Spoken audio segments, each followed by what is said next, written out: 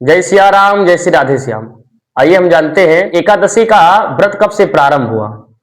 व्रतों का राजा माना जाता है एकादशी। व्रतों में एकादशी का व्रत कुछ विशेष फल देता है। तो आइए हम जानते हैं कि एकादशी का व्रत कब से प्रारंभ हुआ, किसने पहली बार यह व्रत किया था। एकादशी महीने में 2 बार आती है, कब से एकादशी व्रत प्रारंभ हुआ। आइए हम आज एकादशी के व्रत पर चर्चा करते हैं। आप सभी देख रहे हैं सांस्कृतिक ज्ञान चैनल को। अभी तक आप सभी लोगों ने इस चैनल को सब्सक्राइब नहीं किया है तो वीडियो को लाइक करें, कमेंट करें, वीडियो को ज्यादा से ज्यादा शेयर करें। वीडियो की शुरुआत करते हैं। तो आइए हम जानते हैं एकादशी व्रत की दिव्य गाथा, कब से प्रारंभ हुआ एकादशी का व्रत। कथा आती है कि सतयुग में भगवान विष्णु से एक बार मुर राक्षस ने 10,000 वर्ष तक युद्ध किया। मुर नाम का एक राक्षस था, वह अत्यंत बलशाली था, जो अपने बल से और अपनी शक्ति के द्वारा स्वर्ग को भी जीत लिया था। इंद्रदेव के समेत सभी देवता दर बदर भटक रहे थे। अंत में हारकर भगवान विष्णु के पास सभी देवता पहुंचे। भगवान विष्णु के पास पहुंचकर अपनी रक्षा के लिए भगवान से प्रार्थना किया। तो भगवान विष्णु ने मुर राक्षस से युद्ध प्रारंभ किया। भगवान विष्णु और मुर राक्षस के बीच 10,000 वर्ष तक युद्ध चला। युद्ध के दौरान भगवान विष्णु थक गए। विश्राम के लिए बद्रीनाथ के गुफा में हिमावती में चले गए। वहां पर जाकर भगवान विष्णु विश्राम करने लगे। इसके बाद फिर मुर राक्षस भगवान के पीछे हिमावती गुफा में पहुंचा। वहां पर भगवान विष्णु को मुर राक्षस ने सोते हुए देखा। भगवान विष्णु को मारने के लिए मुर राक्षस ने सोचा यही अच्छा मौका है, भगवान सो रहे हैं और भगवान को समाप्त कर दिया जाए। तो मुर राक्षस ने जैसे ही तलवार निकाली भगवान को मारने के लिए, तो भगवान के शरीर से एक अद्भुत शक्ति प्रकट हुई। वह अद्भुत शक्ति मुर राक्षस का वध कर दी। इसके बाद भगवान जगे।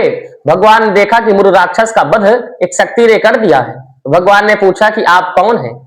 उस शक्ति ने उत्तर दिया कि प्रभु, मैं आपके ही शरीर से उत्पन्न हुई हूं, मैं आपकी ही शक्ति हूं।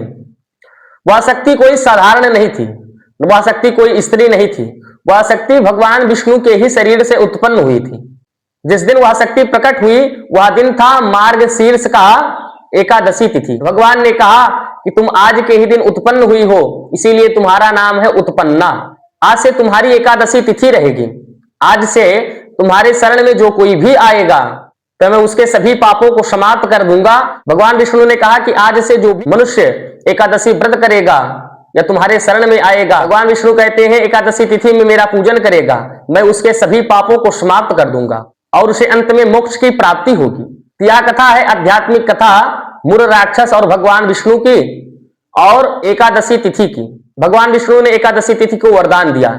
इसी के बाद सभी मनुष्य एकादशी तिथि का व्रत करने लगे। इस तरह मार्गशीर्ष मास की उत्पन्ना एकादशी से एकादशी व्रत प्रारंभ हुआ। लेकिन इसके पीछे सिर्फ पौराणिक कथा ही नहीं है, इसके पीछे विज्ञान भी है। एकादशी तिथि के समय चंद्रमा की स्थिति हमारे मस्तिष्क पर और जल तत्वों को प्रभावित करती है और उपवास रखने से मन शांत होता है।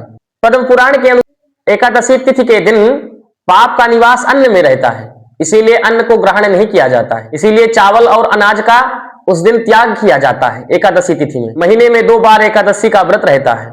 इस 2 बार एकादशी का व्रत करने से महीने में हमारे पाचन तंत्र में भी बहुत लाभ प्राप्त होता है। पेट से संबंधित समस्त बीमारियां समाप्त हो जाती हैं।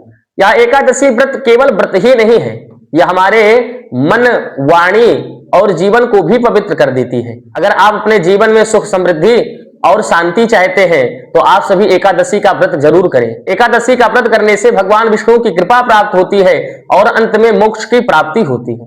इसीलिए आप सभी एकादशी का व्रत अपने जीवन में जरूर करें। आप सभी लोगों को वीडियो अच्छा लगा हो, आप सभी इस चैनल को सब्सक्राइब करें। इसी शब्द के साथ सभी को जय सिया राम।